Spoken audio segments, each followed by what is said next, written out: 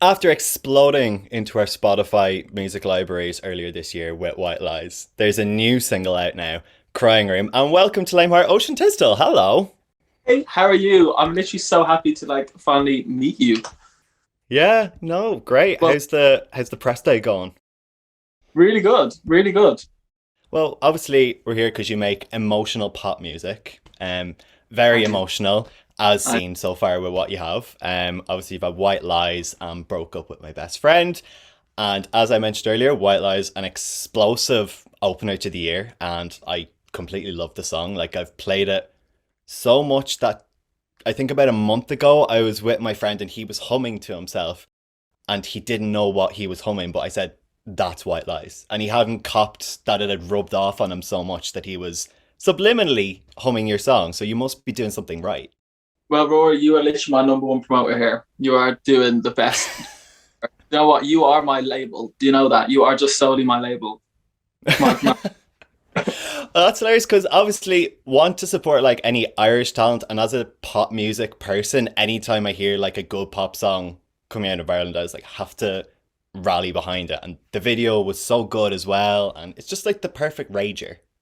Yeah, honestly, it was probably a shock to some people. Like when I put it out, I did get some DMs off some fans been like, "Oh my God, I did not expect this. This is like you are killing people, you are freaking shouting at people, you are smashing shit up." And I was like, "Yeah, this is what I was feeling today, guys." Definitely in a certain mood. We've gone from the rager and we're going into a bit of like a sobber. Yeah. I don't know if that's a good word to use, but it's the new song, Crying Room. You want a new room set up at parties. And I Yes. agree with that. Like, you don't want to run and exit the party. You still Yeah. desire to enjoy it, but with a little break. Yeah. So guys, go to the link in my bio, sign the petition. We're gonna try and imagine get five rooms in people and parties. Yeah, Yeah. so what was all the song about and the writing and suppose the inspiration? So Crying Room, you like hit the nail on the head. Crying Room is literally, you know, when I was writing this EP, it's like a diary from, you know, 13 to like now of just growing up and different experiences that I've gone through. And to me, growing up, going to parties and even like still now going to parties and going to places, it's like an escape from reality, but even more so when I was, even a bit younger. And I wanted to go there and literally leave all my problems at home. And when I used to go there, I'd be terrified. I'm like, am I going to be that guy tonight? The one that's the drink hits them wrong, they're crying in the corner, and people are comforting you, but in their heads, they're like, we've been here before, like, this is so fucking boring, like, but they're just being there for you and pretend they care about your sob story. And even seeing other people in that state, I was like, no, I'm looking at a reflection of myself. Like, I've came here to like have a good time.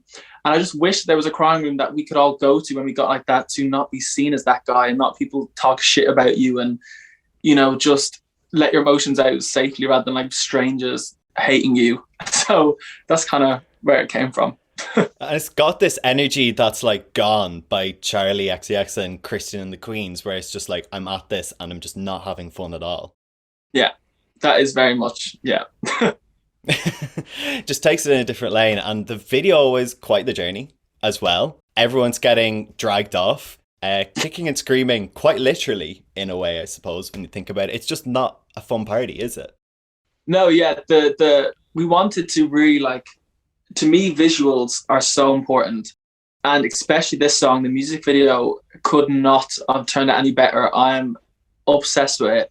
And my creative director Sivan at the time was like, I was like, I just want people to like exit and go to this crying room. He was like, well, how you describe this song is so dramatic and so vulnerable. Like, why not have them ripped out of the room and like they have no control of them? Because when you cry and you break down like that, you don't have any control. Do you know what I mean? We've all been in that place where we can't stop crying.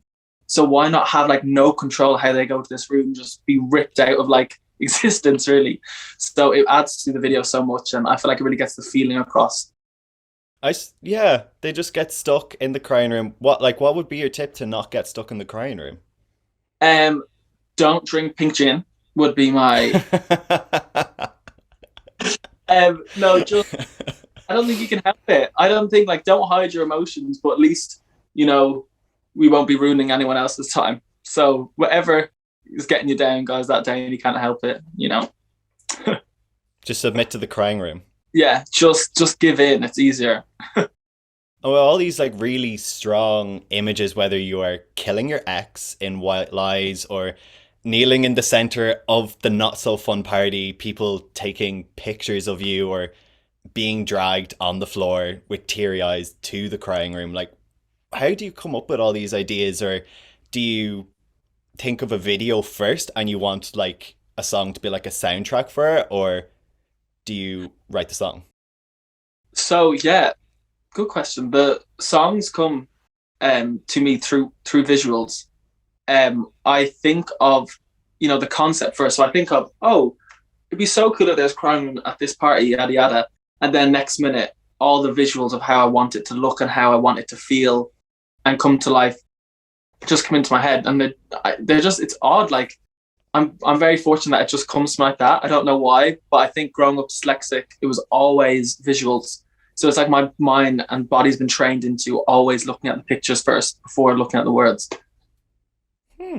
That's a good way of putting it. And as you said, there's an EP on the way, including this song and more songs to come. It's on the way. What can we be expecting from it? Honesty, the feeling of like growing up, definitely also being a queer person in Ireland. Just life, really. It's literally just what I've been through. After living in like London for a while and obviously living at home in Ireland, like how does it compare writing whether you're in like a bustling city like London or like rural Wicklow? Is there a difference to it, to how it feels or how the process goes, or is it just writing? Um, I think when being in London, like it definitely makes me want to be more busy. So like get up and like run to the studio and get 10 songs done in like one session because everyone else is like, you feel like an ant in London. Like you feel like if you died in the street, people just walk over you. But coming back here, I kind of feel like I take more of my time. I really reflect and take a breath.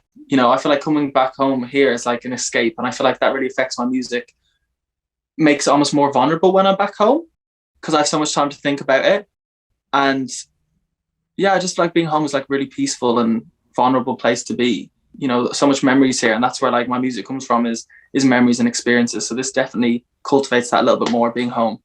That's a great way of putting it. Well, absolutely can't wait for the EP to come out and to see the Ocean Tisdall live show, because if it's anything like the videos, I'm sure we're all in to probably cry, and I'm guessing there'll be a crying room at the show. Of course, right backstage. Absolutely. Well, thanks so much, Ocean Tisdall, for coming on to Lame Heart. Thank you so much for having me, Rory. It was brilliant. Thank you.